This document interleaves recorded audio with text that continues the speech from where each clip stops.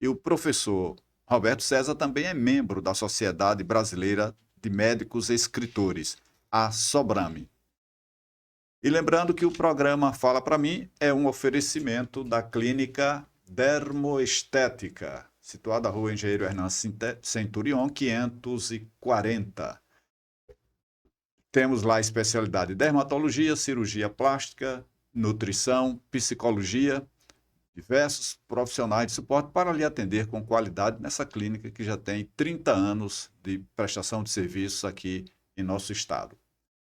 Então, professor, prazer enorme tê-lo aqui. Boa noite e seja bem-vindo para esse podcast. Nós já tivemos antes, quando fazíamos o programa de rádio e continuamos fazendo, e agora estamos aqui no podcast também. O programa de rádio aos sábados e aqui o, o podcast toda segunda-feira. Boa noite, professor doutor Roberto César.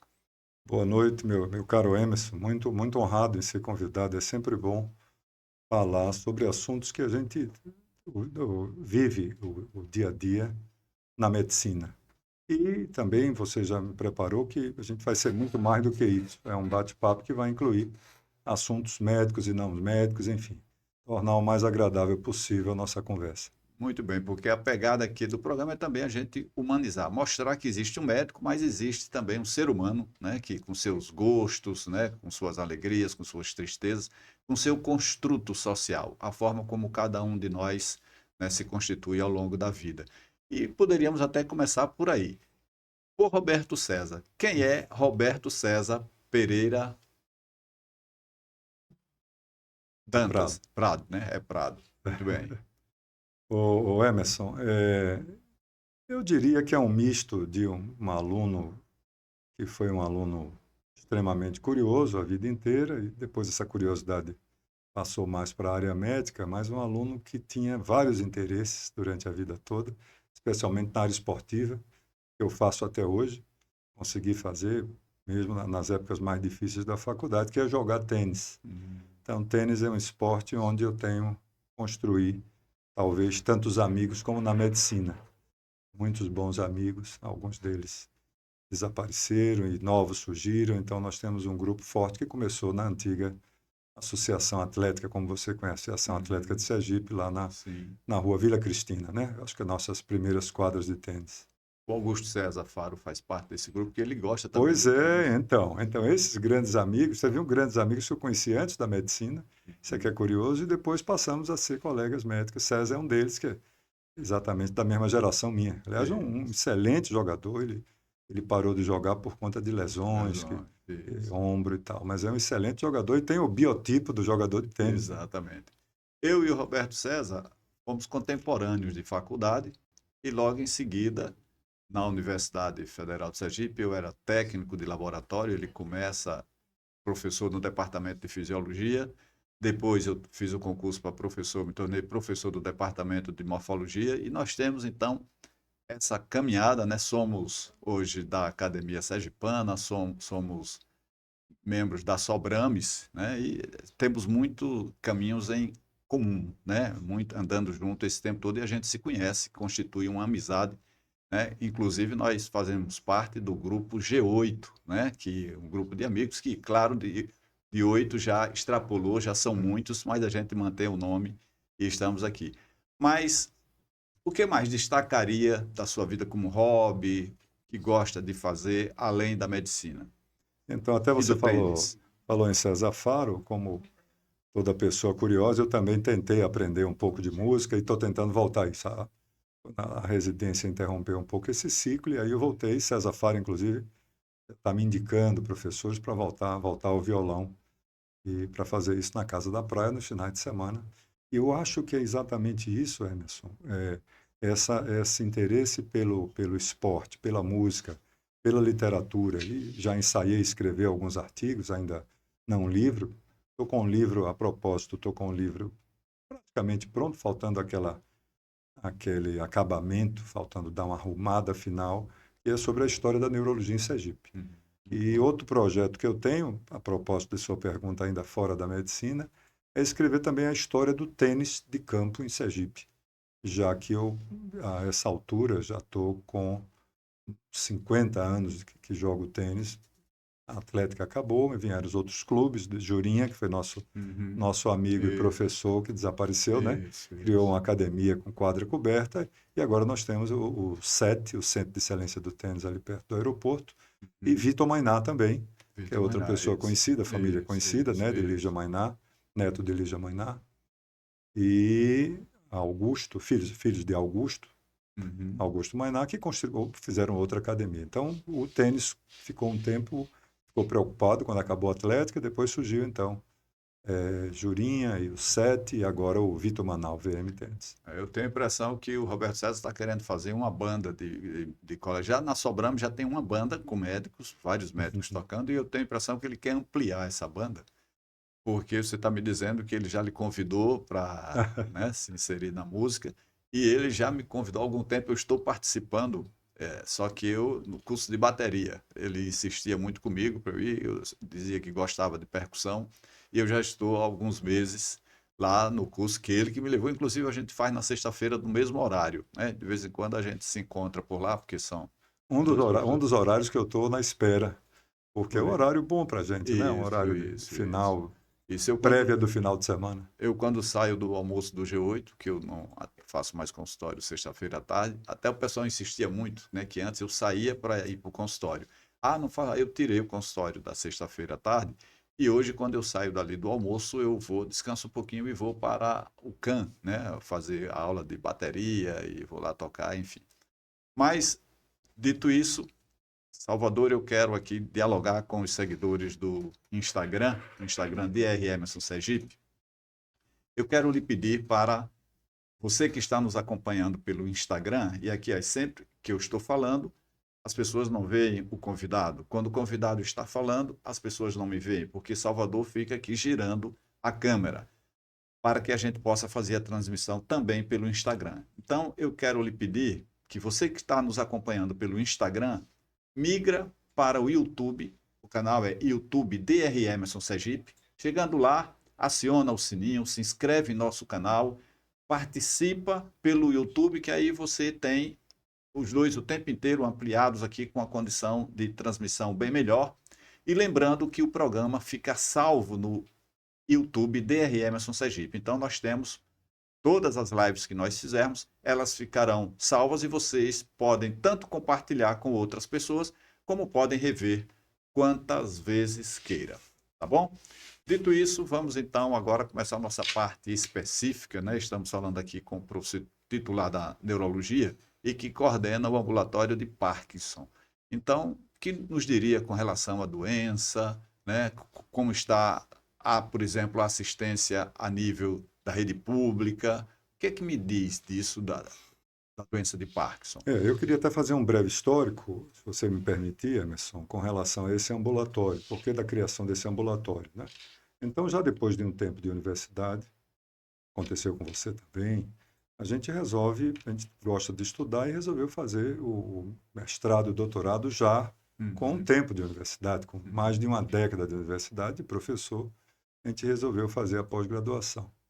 E aí um dos assuntos que me chamava atenção, por razões, tinha casos na família, era exatamente a doença de Parkinson. Então eu fiz um projeto e levei esse projeto lá para a Faculdade de Medicina da USP, que foi aceito, que era depressão na doença de Parkinson, estudar depressão na doença de Parkinson, já que já sabia que era bastante mais prevalente do que em outras doenças. E assim começou. E aceitaram que os pacientes para aquela pesquisa fossem de Sergipe. Facilitou minha vida já. Eu já maduro, casado, com filhos e com empregos, né? Eu só consegui dispensa da universidade, como você sabe. Mas os uhum. outros empregos não me dispensariam durante 3, 4 anos para fazer um Isso. doutorado. Então, na verdade, a casuística foi de Sergipe e eu ia a São Paulo 4 vezes por ano para apresentar os resultados. Então, isso criou E aí, depois de 4 anos, termino meu doutorado, defendo minha tese e pensei, e agora? Eu vou acabar com esse ambulatório? População Uhum. já acostumada, não Isso, é? As isso. pessoas têm uma referência, Já todo o pessoal referência. do interior, de Alagoas, da Bahia, né? Paripiranga, arredores de Sergipe, já acostumados que, olha, na quinta-feira tem um ambulatório lá. A pessoa chega ali de alguma maneira, né?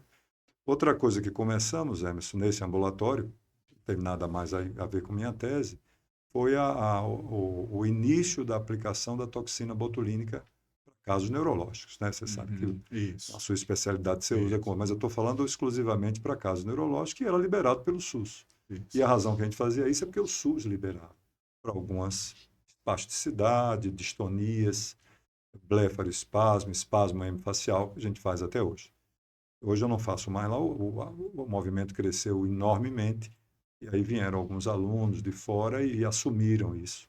Hoje está sendo feito até no João Alves e no SER4, com fisiatras, outras pessoas assumiram que a demanda subiu estupidamente. Não dava para acumular o ambulatório e a aplicação da toxina botulínica. Mas foi outra coisa, mas assim, permitiu o aprendizado na toxina, eu aprendi fora e passei para algumas pessoas já daqui. E hoje é uma terapia, como você sabe, o SUS libera, né? Porque eu me Isso. lembro até que É. o nosso saudoso professor Fedro, quando eu disse a ele que fazia toxina, ele pensou, toxina, porque é uma coisa cara, a gente sabe que é caro. Mas a gente só faz no hospital, em hospital público porque o governo libera. Faz parte do programa de governo Isso, para algumas patologias, isso, como isso. sequela de AVC, espasticidade, patologias em que ela é extremamente útil. Sim. E nós temos, inclusive, esse trabalho, e eu me lembro que tem a questão do custo mesmo na toxina botulínica, e a depender da indicação, precisando de doses maiores, de doses. Então, maioria da população comprometida não teria acesso a esse tratamento se não tivesse essa possibilidade através do SUS. E quando você falou da doença de Parkinson, falou da questão da depressão associada ao Parkinson.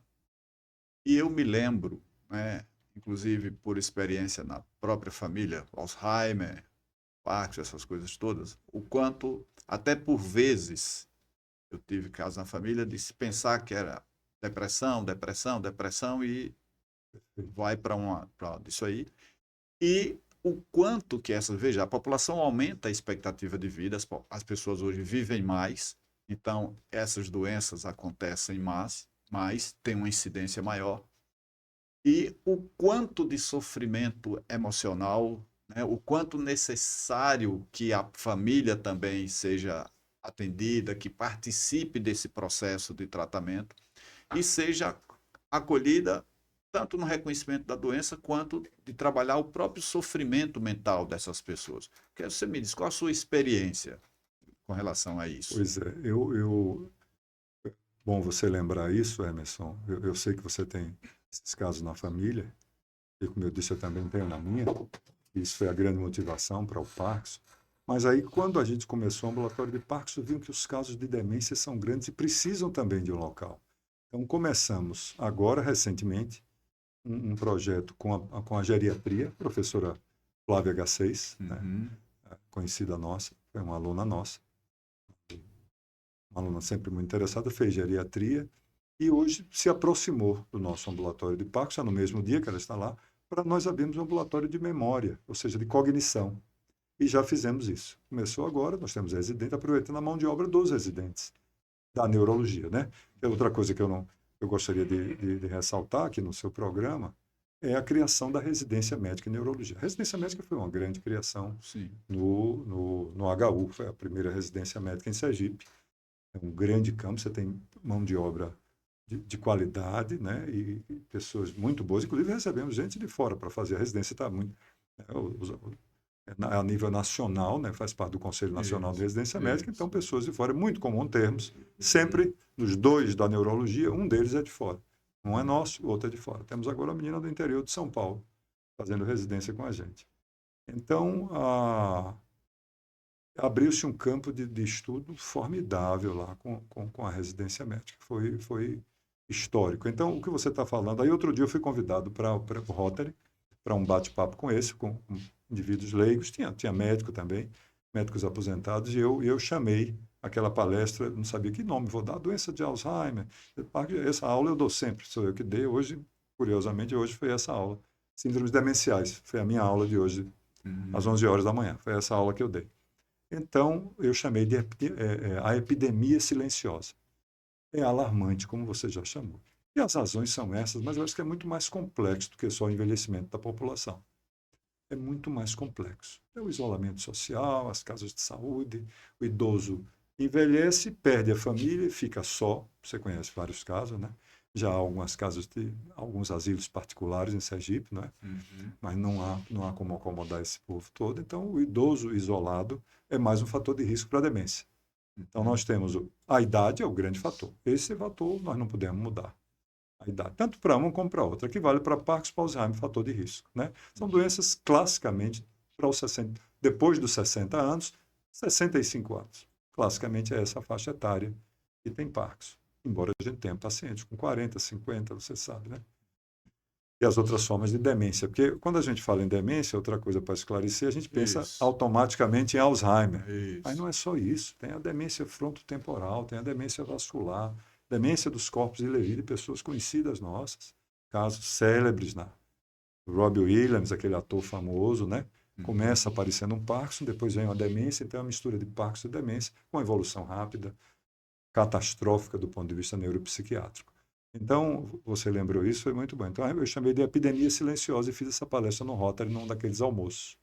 Até eu fui convidado em outro, são vários Rotaries, né, em Sergipe, Uhum. né? Isso. Fui convidado em outro para maio e vou ver se faço uma fusão ou continuo nesse tema, porque esse tema continua muito importante, né? É o que todo mundo quer saber, né? Isso. Será que eu vou ter demência, Isso. né? Isso. Aprofundando um pouco nessa, porque já colocou aqui esse caráter espectral da demência, né? Demência é um espectro, né? Qual a relação da demência com o Parkinson? Existem diversas formas do Parkinson, pacientes que evoluem com demência, paciente que é assim.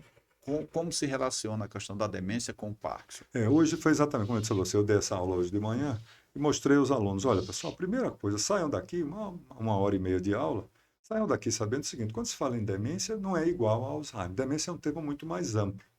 Então, meu pai, eu mostrei um caso lá, eu começo essa aula com um caso, onde o paciente de 80 anos começa a esquecer das coisas, e aí o médico, o neurologista, diz que ele tem demência. É o que a gente pode dizer numa primeira consulta.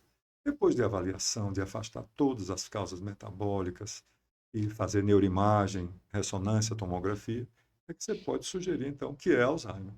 E Alzheimer se torna muito famoso porque ela ocupa 70% das demências.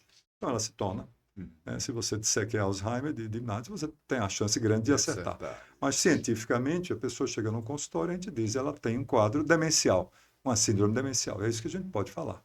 Depois da ressonância, depois de todos os exames metabólicos, né, dosagem das vitaminas B12, tireoide, função hepática, função renal, é que você pode dizer se não é uma demência secundária que você lembrou para o Parkinson. Isso vale para o Parkinson que você falou também. Tem um Parkinson primário e tem um Parkinson secundário. Né?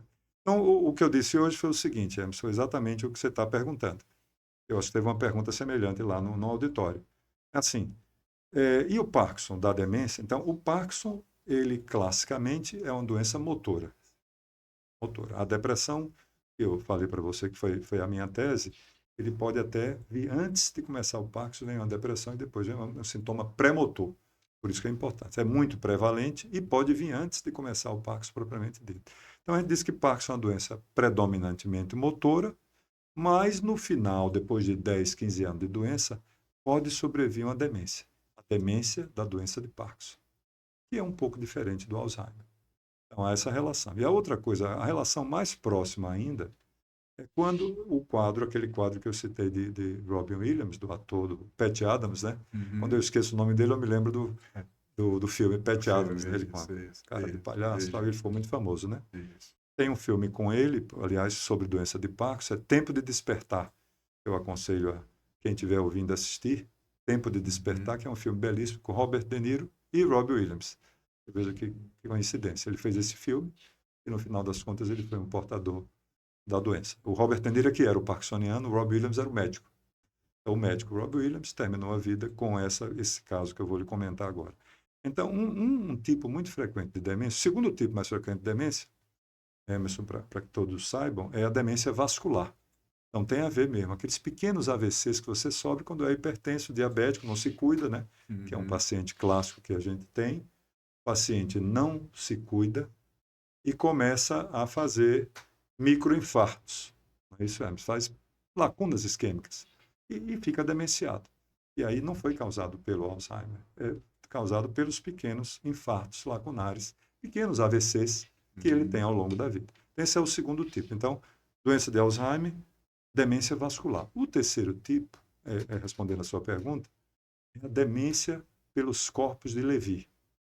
Esses corpos de Levy é uma inclusão citoplasmática clássica da doença de Parkinson.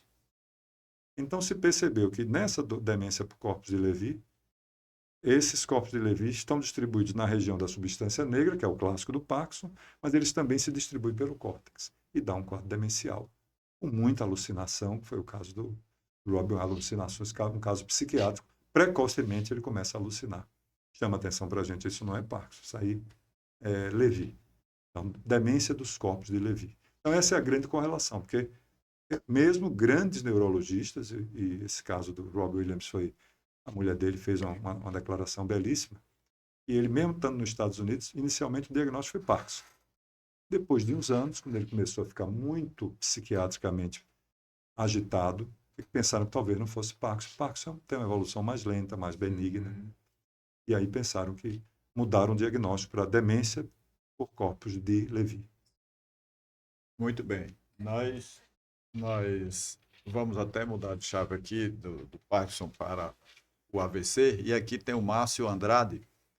Neurologia pode ajudar bastante na fisioterapia de quem sofreu um AVC e se tornou cadeirante com pouquíssima mobilidade?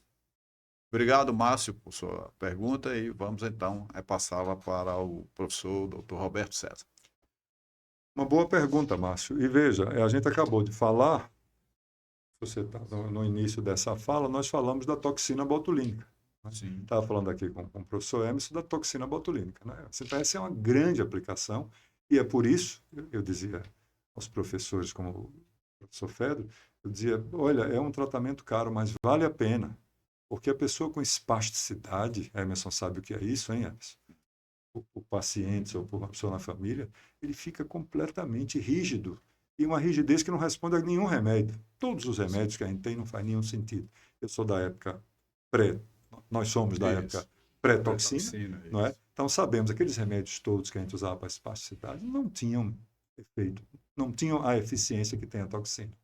Então, para ajudar nesses pacientes, é uma combinação, e naturalmente que a grande especialidade que surgiu, que não tínhamos, Emerson, é a fisiatria. Muita gente não conhece. Medicina física é uma das especialidades do Conselho Federal de Medicina, medicina física e reabilitação, ou fisiatria. O termo, muito parecido com fisioterapia, há uma certa confusão, mas a fisiatria é uma especialidade médica cadastrada. E nós temos hoje, me parece que 2 pessoas só. Nós temos uma outra pessoa que foi para o Canadá, foi uma aluna nossa, deve ter passado por você também. Ela resolveu ir para o Canadá, fez uma experiência e já passou o período de voltar. Acho que a licença sem vencimento, ela já deve ter ficado lá. E aí nós temos em Sergipe 2 fisiatras. Um de fora, outra daqui, e está chegando uma outra que eu conheci em São Paulo agora. Então, é uma especialidade que vai promover a reabilitação desses pacientes. Então, o neurologista entra, diagnostica, diz a extensão do AVC, e a fisiatria com, naturalmente, a fisioterapia e todos, para reabilitar esse paciente cadeirante. Então, a toxina botulínica, voltando, tem um papel importante aí nessa reabilitação. É o caráter multidisciplinar no atendimento desses pacientes, né, que isso é importante tanto profissionais médicos como de outras especialidades também e outras atividades profissionais que podem ajudar esse paciente na condução desses casos. Agora, com relação, vamos então dar vez e voz aqui a nossos seguidores aqui do Instagram, do YouTube. O Soutelo está perguntando, cannabis causa demência? Antes de responder ao Sotelo, eu quero a importância do que você falou ontem. O atendimento é multidisciplinar, foi muito importante. Isso tanto para o Alzheimer não tem o menor sentido, ter o professor doutor, e se você não tem uma equipe multidisciplinar. Então, você tocou num ponto muito importante. Eu espero, tenho dito lá aos residentes, eu espero quando aposentar da universidade, deixar lá uma equipe, além do médico, já temos os residentes chegando, interessados em transtorno do movimento, mas deixa lá o fisiatra, faz a toxina e faz toda a orientação, fisioterapeutas especializados em Alzheimer e Parkinson. Esse é o meu sonho, nos próximos 5 anos, eu espero deixar isso pronto lá no HU. E fonoaudiólogo, tem o fono também, viu? Todo paciente com Parkinson, eles têm uma dificuldade de voz, a voz vai ficando hipofônica, vai ficando monocórdica.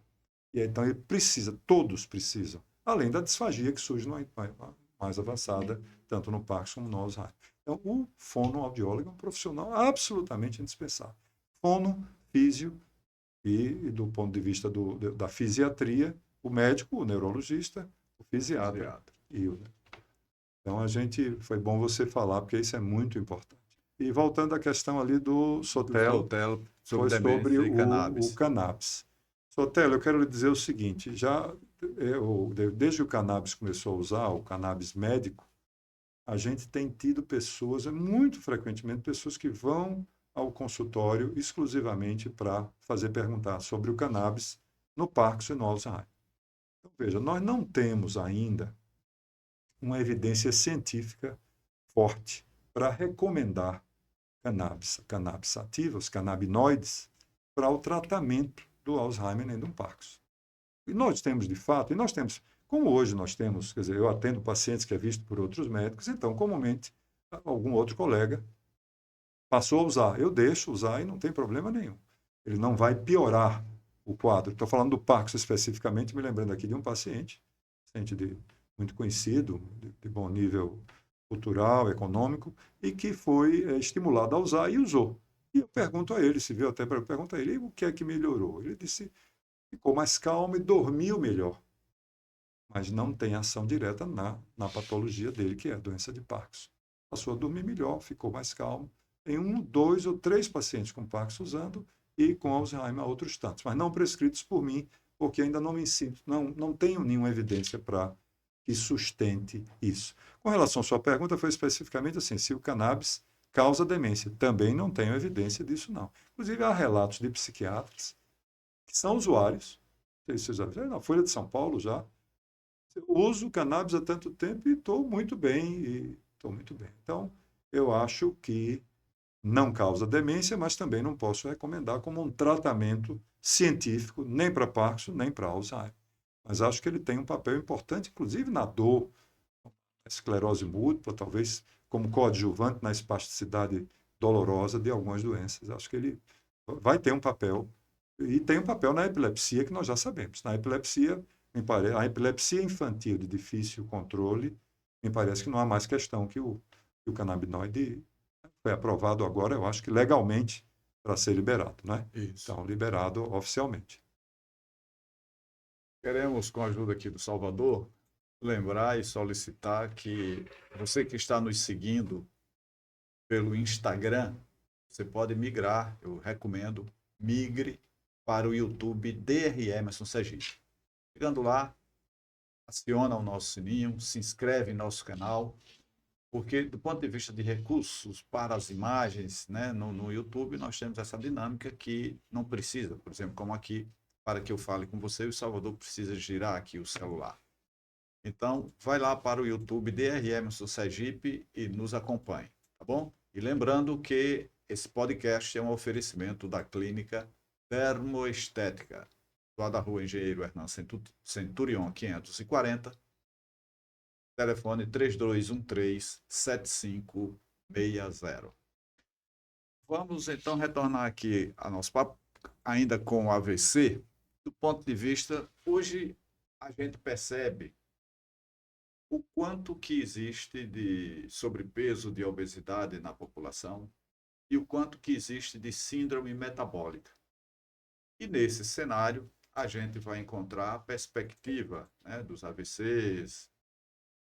Eu gostaria que a gente caminhasse um pouco agora pela importância da prevenção, né? E o que recomendar, que inclusive essa questão da prevenção se estende até a prevenção das sequelas, que é a questão do do AVC, na questão do infarto miocárdio, é o tempo entre o evento e o atendimento, né? Que o serviço público tem. Eu vi, inclusive, um trabalho do Zé Augusto Barreto, do Guto, com relação à questão do Via Cruz.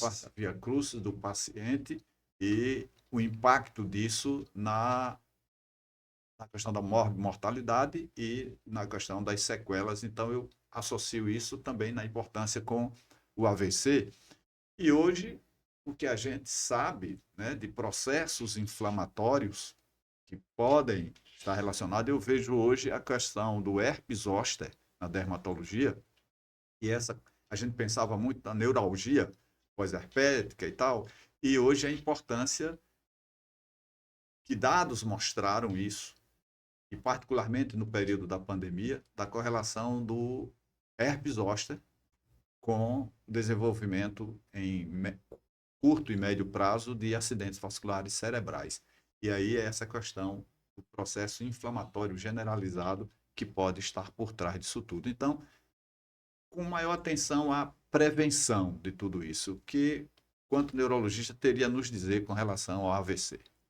Excelente. Eu acho que é o assunto que não pode sair quando fala em neurologia, é o AVC. Nós temos hoje os grandes temas, acho que a gente comentou aqui, né?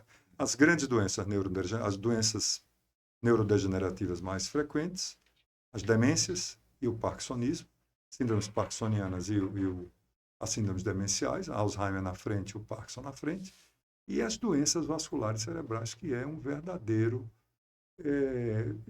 nós precisamos urgente. Bom, você tem essa experiência, Emerson, para como a gente influenciar. Eu tenho esses dados, é alarmante quem trabalha, e nós temos colegas hoje, coisa tão importante, Emerson, hoje, que nós temos colegas neurologistas hoje que estão se dedicando a vascular. Tem o neurovascular. É isso, a gente está entrando nessa fase. Tem o neuro, como eu, que fui mais para a área de transtornos do movimento e cognição, doenças degenerativas, cognição e Parkinson, e tem neuros especializados hoje, feito uma grande diferença no tratamento de doenças vasculares. E eu vou lhe citar uma coisa importante do que você falou. Você falou, além esse trabalho de Guto eu conheço, é espetacular. Você imagina a mesma coisa até o paciente com AVC. E o problema é o timer que você citou. Para você tratar bem um AVC, tem um tempo, não pode ser no dia seguinte. Tem que ser dentro de 2 horas, 3 horas, 4 horas. Essa janela até aumentou um pouquinho, eram só 3 horas, aumentou para 4, mas é preciso ser atendido num lugar que tenha toda a estrutura e chegar lá a tempo. Isso. Então, mesmo Sergipe tendo pequeno, isso é abordado na via crucis do infarto, ainda se demora a chegar. O paciente perde a chance. Lembrando, Emerson, que o mesmo tratamento que tem hoje para o infarto, tem hoje para o AVC. Você tem a possibilidade de trombólise. Você tem a possibilidade de chegar no hospital, chegando naquela janela, 3, 4 horas, de fazer uma trombólise e sumir, de sair talvez sem sequela nenhuma. Essa possibilidade nós não tínhamos. A gente, na nossa época, nunca viu isso. Agora, é preciso para isso ter uma equipe treinada. Ter uma tomografia à disposição, rapidamente, talvez dedicada para, né, que não seja a geral e faça todos os casos do hospital, para atender esses pacientes rapidamente, um laboratório rápido e decidir pela trombólise nele, se estiver obedecendo todos os critérios. É importantíssimo que você está abordando. E vou contar para você hoje. Eu estou acompanhando, eu estou fora da urgência, mas tenho acompanhado os amigos que me chamam lá nessa fase difícil de ter um parente, um pai, um tio com AVC. Hoje, os 2 grandes hospitais privados da cidade estão com estrutura montada, com neurologista 24 horas, 8 dias por semana, para atender esses pacientes. Esses 2 hospitais, tomografia, ressonância, todos os exames e a maioria absoluta dos profissionais treinados. Mas o serviço público tem feito um trabalho espetacular lá no João Alves, os colegas novos, todos ex-alunos daqui, que fizeram residência fora e voltaram, estão no Hospital de Urgência de Sergipe, no USE, tentando fazer isso no serviço público. É um trabalho hercúleo. É um hercúleo porque tem que ter a tomografia disponível. A tomografia lá é usada para muita coisa. Você tem que ter uma tomografia disponível, laboratório rápido, para tomar essa decisão rapidamente. Um paciente que já vem, talvez, de 1 hora de viagem, que não é muito, só o Sergipe que tem esse privilégio de 1 hora, 1 hora e meia Você chega de quase todos os lugares, né? Isso. Mas você falou num tema extremamente importante. Então, o indivíduo pode ter um atendimento de AVC e ficar sem nenhuma sequela. Nós sabemos, a ciência permite isso. Então, por que que isso não é estendido a todos? Exatamente. Você pode fazer uma grande ajuda nisso, você tem Isso. experiência Isso. A qualidade do parlamentar. serviço é fundamental, né? É um investimento que dialoga com a qualidade de vida das pessoas. É você ter um serviço dedicado, do ponto de vista de laboratório, todo o aporte, tudo que é necessário para um atendimento nesses casos, e aí a gente vai estar salvando muitas vidas e vai também estar evitando que as pessoas sejam sequeladas por conta de um retardar no tratamento. Isso é fundamental. O que mais? O que sugere que nós possamos. Aquilo que antes temos aqui Assim, o Pedro. Como podemos identificar e prevenir o Alzheimer? Li um artigo que o óleo de coco ajuda. Procede. então, veja, Pedro, eu sempre falo nos pacientes que têm história familiar, o paciente mais preocupado em prevenir o Alzheimer são aqueles parentes que levam filhos e sobrinhos de uma família, especialmente quando tem mais de um caso de demência tipo Alzheimer diagnosticado. Então, uma das coisas fundamentais, e aí pode entrar o óleo de coco, é a dieta, digamos, hoje a gente fala em dieta mediterrânea, né? Quer dizer, uma dieta sem gorduras, ou com gorduras sem, sem serem saturadas, o azeite de oliva, né? Peixe, carne branca, muito peixe, a dieta, por isso chamada dieta mediterrânea, e isso, naturalmente que não é, isso tem que ser continuamente, você tem que ter uma mudança cultural, tirar toda a gordura da dieta que nós somos acostumados e passar a ter uma dieta mais saudável, menos carne vermelha, mais carne branca, especialmente peixes.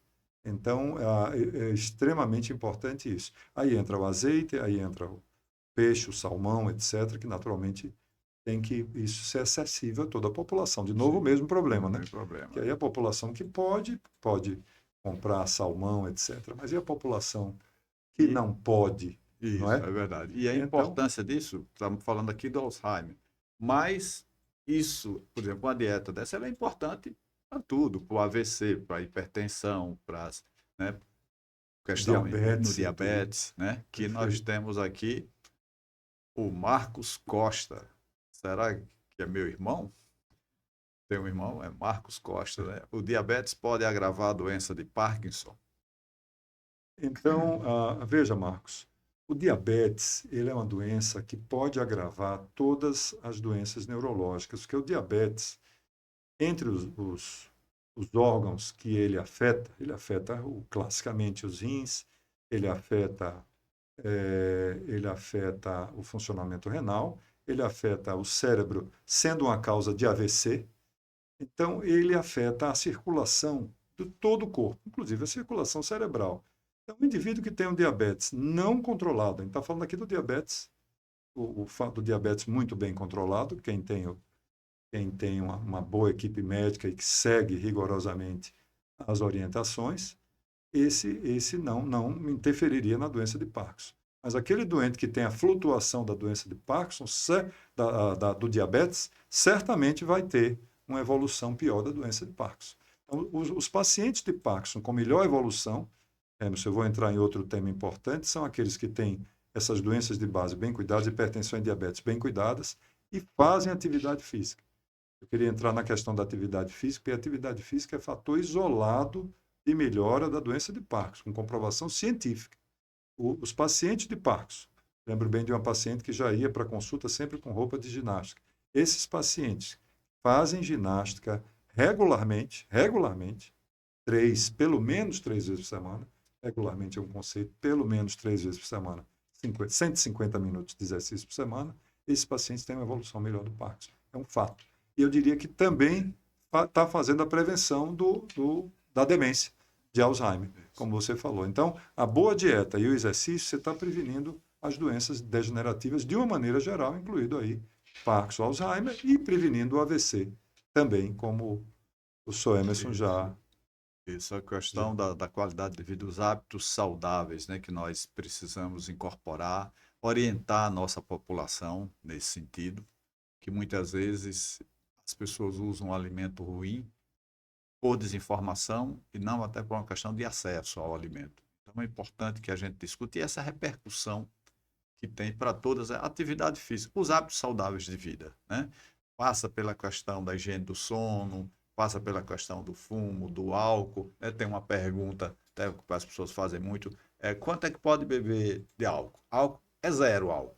Não tem quantidade de álcool que pode. Agora, claro, se você não abusa, você tem bem menos risco, né? Então, aquela história de tomar uma taça de vinho para as mulheres, 2 taças de vinho para o homem, ou uma latinha de cerveja, ou 2 latinhas, ou uma dose de uísque, isso aí tem a possibilidade de risco que é menor do que quem bebe muito mais do que isso, né? Mas não existe essa coisa do álcool que faz bem, né? O álcool ele é prejudicial na minha avaliação. A Anne Crisley está perguntando quais as doenças mais comuns que causam AVC e quais são os fatores de risco que podem levar a um AVC. Então, Anne, foi exatamente o que a gente estava falando. As doenças mais comuns que estão por trás, digamos, como fator de risco do AVC, a hipertensão arterial, o diabetes. Exatamente essas duas grandes doenças. E o que o professor Emerson citou aqui como a síndrome metabólica, que é o conjunto de disfunção metabólica, a dislipidemia, que são os lipídios, a gordura, o colesterol ruim, o LDL aumentado, junto com diabetes, junto com hipertensão, e tem um fator imutável que é a idade. Quer dizer, a idade nós não podemos mudar, não é, Emerson? Não podemos. A idade é um fator de risco para demência, é um fator de risco para AVC, é um fator de risco para Parkinson. Esse é o fator não modificável. A gente tem que trabalhar com os fatores modificáveis. E isso nós podemos. Daí a história, essas pessoas hoje, tive no consultório, o Emerson deve ter tido também pessoas centenárias. Eu tive com 100 anos. 90 já tem alguns, e com 100 anos.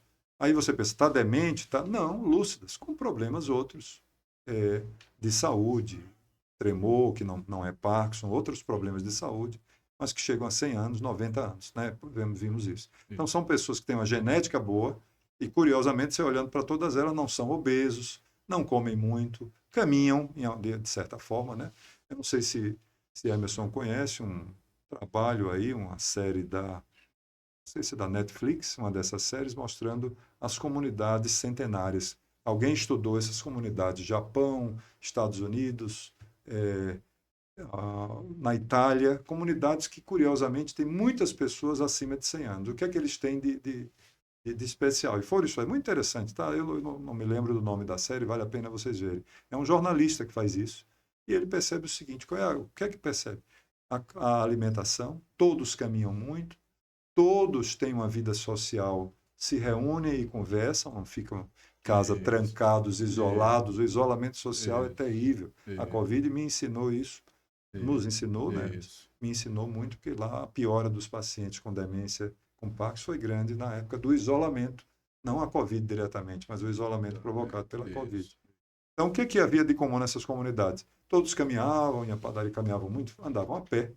Comunidades da Itália, me lembro bem disso, todos idosos, e todas as tardes sentavam e conversavam, como a gente tinha na porta das casas no interior, Exatamente. Né? A psicoterapia, todos conversando, tal, não era ficar na televisão trancado, e sim todos conversando. Então, caminhavam, conversavam, atividade física e o contato social formidável todos os dias da vida. Isso. Esse foi o segredo de quase todos eles. Dormiam cedo, não tinham uso de álcool, como você já citou, dormiam cedo naturalmente. Comunidades, lugares calmos, não é cidade grande, geralmente cidades afastadas dos grandes centros. Dormiam cedo, acordavam cedo, caminhavam e comiam comida saudável.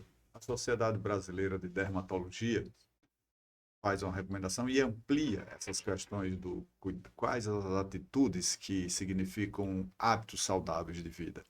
E amplia por tudo isso que nós estamos falando aqui.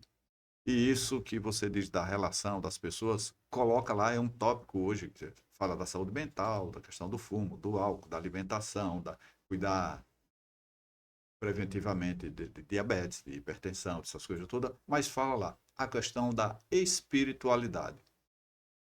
Não é religiosidade, é espiritualidade, que passa dessa forma como você se relaciona com outros seres vivos, né? Como você se relaciona com a natureza, essa questão dessa relação social, né? Com espiritualidade sendo um fator que precisa ser exercido pelas pessoas. E aí não cabe isolamento, não cabe distanciamento, não cabe relação de ódio, né? Essas coisas todas que fazem parte hoje dessa lista ampliada de hábitos saudáveis de vida. Importante isso. E outra coisa, o quanto isso dialoga com a prevenção de uma série dessas doenças, né? Nós já falamos aqui da questão para o AVC, né? O diabetes, o quanto impacta, porque o diabetes traz a angiopatia diabética, que pode pegar o vaso do cérebro, pode pegar o vaso do olho, pode pegar os casos de amputação, né? Pega membros inferiores, os rins, tudo é o que? É o sofrimento da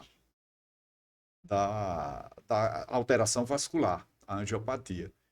E eu tenho um colega que ele fala para mim, disse, o problema não é ser diabético, o problema é o que você está fazendo com o diabetes que você tem, né? Então, não cuidando, vai complicando, né? Tem a possibilidade, pelo fato de ser diabético, e se não cuida no dia a dia, que as pessoas precisam entender a evolução silenciosa, né, do diabetes e de muitas dessas doenças que vai produzindo danos e uma vez que lesa um órgão, isso alcança a irreversibilidade. Então, é cuidar bem antes para não chegar a essa situação.